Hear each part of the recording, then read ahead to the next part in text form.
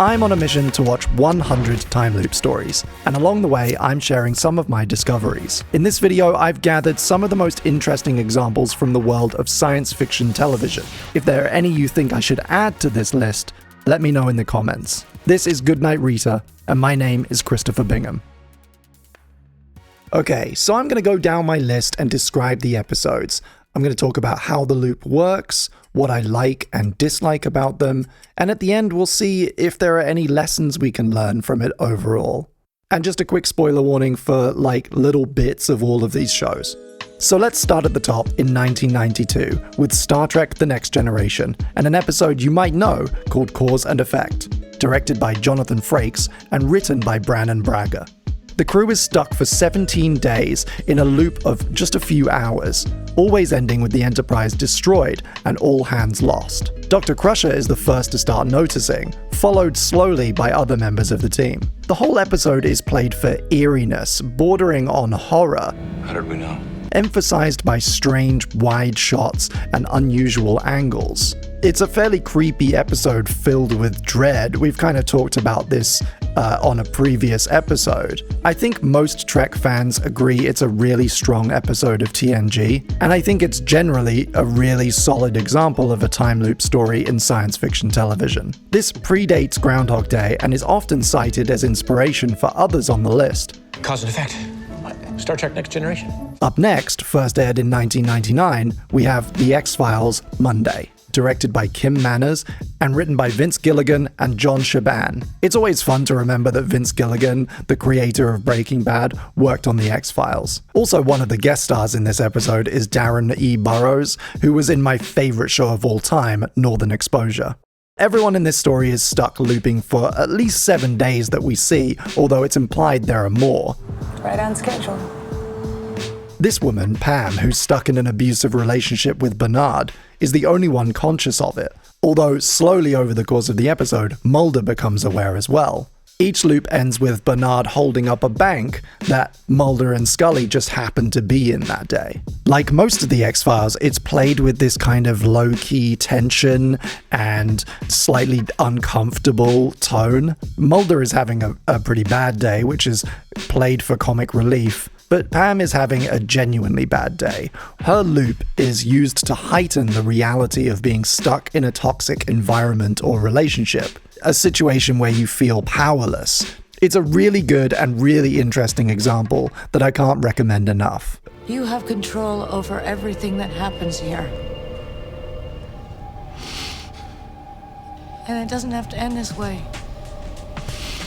Stargate SG-1, Window of Opportunity, 2000, directed by Peter DeLuise and written by Joseph Malozzi and Paul Mully. Weren't we just somewhere else? Where? Some planet. When? Just now. No. In this episode of Stargate, the SGU and its staff are trapped for 3 months repeating the same day, always ending with the gate being mysteriously activated remotely. It's revealed that the loop is a byproduct of a faulty alien machine on the planet they just visited. The race who created it was dying, and tried to go back in time, but could never get it to work. It lets us see some of the main characters in really unusual situations, particularly Jack, who gets the majority of the screen time and gets to let loose with no consequences. It tightly expresses the freedom turning to monotony paradigm we see in a lot of examples. In the last act, Jack's reality comes rushing back. The person responsible for the loop is trying to use the machine to turn back time so he can see his dead wife. We're reminded that Jack had a son who died, and his experience with that kind of loss helps him reach Malachi. I lost my son! I know! And as much as I could never live that over again. This remains one of the best TV examples of the trope, possibly the best. It makes efficient use of limited time by not showing us the normal day first, but having us get to know the routine once the loop has already started. It uses Groundhog Day's visual language by repeating the same shots and camera movements, being really efficient with its shooting. And most of all, the concept serves an emotional story about grief. Supernatural, The Mystery Spot. 2008, also directed by Kim Manners, who did the X-Files one, and written by Jeremy Carver and Emily McLaughlin. In this, Sam lives the same day over 100 times, each one ending with Dean dying. The time loop eventually turns out to be the work of an entity called the Trickster, who has appeared in the series before, getting revenge by torturing Sam with visions of his brother dying for all eternity. It's generally played for comedy once we know the loop is happening. Did it look cool like in the movies? You peed yourself. Except the last act, which then gets really serious and melodramatic. It explores Sam and Dean's bond, but, otherwise it's not particularly deep. In my opinion, it's a fun homage to Groundhog Day, but the late game reveal of the Trickster kind of spoils the fun, and also makes it less accessible to people who aren't familiar with the show. Cut it out, Sam. You think you're being funny, but you're being really, really childish. Sam Winchester wears makeup. Sam Winchester cries his way through sex. Sam Winchester keeps a ruler by the bed, and every morning when he wakes up, okay, enough! Eureka, I Do Over. 2008, directed by Matt Earl Beasley, and written by Tanya St. John. Okay, I don't like this one. This episode starts with Carter walking into an unseen character's room and getting flooded with weird blue light, after which he gets stuck reliving the day of his crush's wedding multiple times. The loop is caused by some poorly explained sci-fi guff, like everything in Eureka, and ends with a recurring character sacrificing his life to stay inside the machine. In my opinion, this is a pretty poor example. Just in terms of mystery storytelling, it's full of red flags. The stakes and danger throughout the episode feel really vague and underexplained, leading to a pretty unsatisfying conclusion. Fringe, White Tulip. 2010, directed by Thomas Yatsko, and written by J.H. Wyman and Jeff Vlaming, which I'm probably pronouncing incorrectly. Also, it gets points for guest starring Peter Weller, who you might recognize from any number of things, including RoboCop. If it is right, then we may well have apprehended this man already. Possibly several times. This story involves a 12-hour loop caused by our guest character, who's trying to use it to save his fiance's life. Like all of Fringe, this episode has this kind of heightened self-seriousness, thrown off at times with moments of comic relief from Walter. Although I should say this is a pretty serious one for him. Like Window of Opportunity, it explores grief, but it does so more deliberately and seriously. Peck's grief and survivor's guilt is used to emphasize Walter's own feelings about his son. I'm not the biggest fan of Fringe, but this is a really effective example. It tells a compact little story, which also resonates with the larger series arc. It'll be especially rewarding to people following the show, but enough context is given, I think even a casual viewer could have a good time.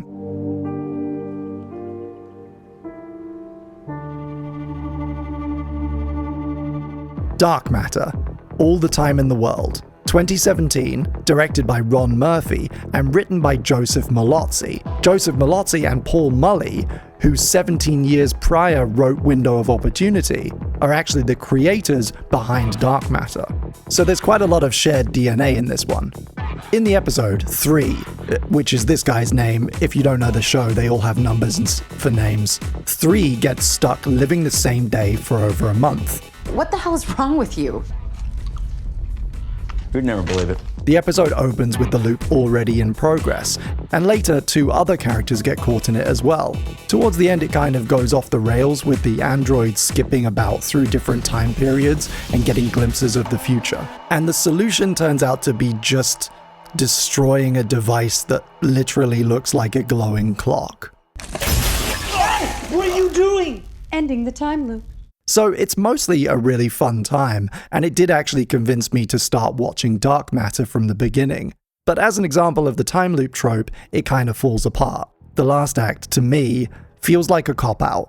Instead of a satisfying conclusion to the episode's story, we get a kind of Marvel post-credits sequence to hype us up about something else. So that didn't really land for me, and I think it makes it inaccessible to a newcomer. Français, peut-être? German it is. Oh god. I'm gonna need a drink of water before this one. Hey everyone, I hope you're enjoying the video so far. I really, really like making these, and I'm trying to do something a bit crazy here, which is I want to make this my job. Not only that, I want to scale it so it can create jobs for other people too. Talented artists, animators, assistant editors, and researchers. There are a bunch of ways you can support the channel, but one of the best and most direct is by joining our Patreon community.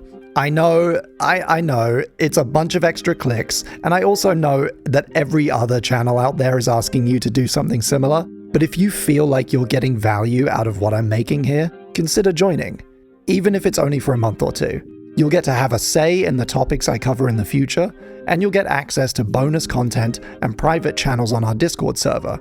Or if you prefer, you can make a one-off donation directly at chriscoolblog.com. Thank you so much. Star Trek Discovery, Magic to Make the Sanest Man Go Mad, 2017, directed by David Barrett and written by Aaron Eli Khalid and Jesse Alexander. In this episode of Discovery, Michael is caught in a 30-minute time loop for over 60 loops. Midway through the episode, it's revealed that Stamets is also in the loop, and they work together to try and solve the problem. At the end, we discover the loop is being caused by a time crystal in the possession of Harry Mudd, a womanizing con man who first appeared in the original series. The vibe of this episode is a nothing burger for me. It touches on a lot of different little things, like making yourself vulnerable and going for romance and taking chances, but it feels like it's only paying lip service to these ideas. It's a poor execution of the trope overall. When I try and divorce my overall feelings about Star Trek Discovery, I still think it's bad. Warning, critical drive overload in 60 seconds. Can we just jump ahead to the part where you tell me how to make these systems operational, please? The opening act does a half-decent job of establishing the day's routine, then we see the loop.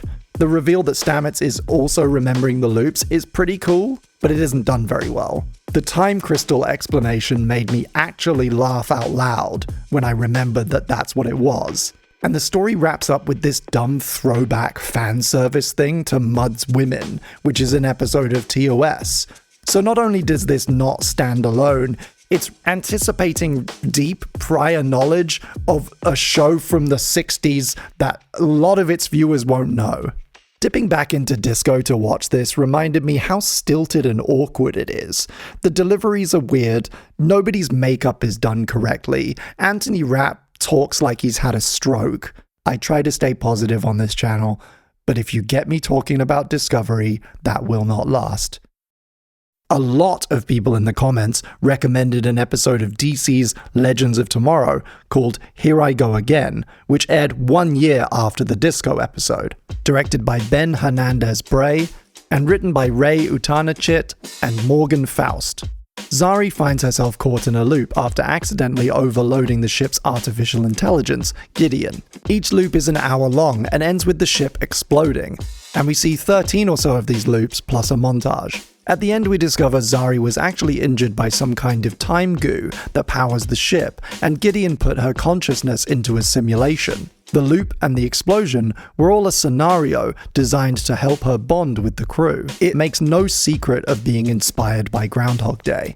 If what you're saying is true, and you find yourself in the loop again, find me and say the words Groundhog Day. Its emotional through line, Zari learning about the other characters and developing empathy for them, feels very true to those origins. Although I personally feel a bit betrayed by an ending like that, it has to be said that it's still pretty effective, and I bet it lands pretty well if you're following the show. One thing I'll say is that it is very self-aware. It's very meta. Wait, you're caught in a time loop? That's awesome. I can't do this anymore. I'm losing my mind. Wait, did you do the, Fun montage? Yeah. Thanks for that. You're a good friend. Which some viewers might find a bit much. But overall, I enjoyed it. I don't know the series at all, and I was able to follow it and have a good time. And finally, in 2020, during its final season, Marvel's Agents of S.H.I.E.L.D. aired the episode As I Have Always Been, directed by Elizabeth Henstridge and written by Drew Z. Greenberg. This episode features over 100 short loops. The team on the Zephyr are caught in a storm, slowly getting closer to destruction. Daisy is experiencing the loop at first, and later we discover Coulson is also looping, but he starts each loop charging. We later discover that Daisy loses her memories if she dies, so there have actually been far more loops than she first thought. The situation resolves with Enoch sacrificing himself to save the crew. We do what we can with the time in between, but the cycle is always there. No one escapes it. Not even me. This has very strong storytelling, typical for S.H.I.E.L.D. The episode manages to be playful, intriguing, and emotional. It provides a lot of fun character moments, as well as a sad conclusion to Enoch's arc. It's an amazing episodic example of the formula, up there with Window of Opportunity, maybe even better. It packs a lot into one episode, including a murder mystery element and a second looper reveal. These little details elevate the narrative, which I think really showcases something the writers on S.H.I.E.L.D. were always trying to do. Finding a story that's already really strong, and then throwing something into the mix that makes it better. And reliving this made me want to go and watch the whole show again.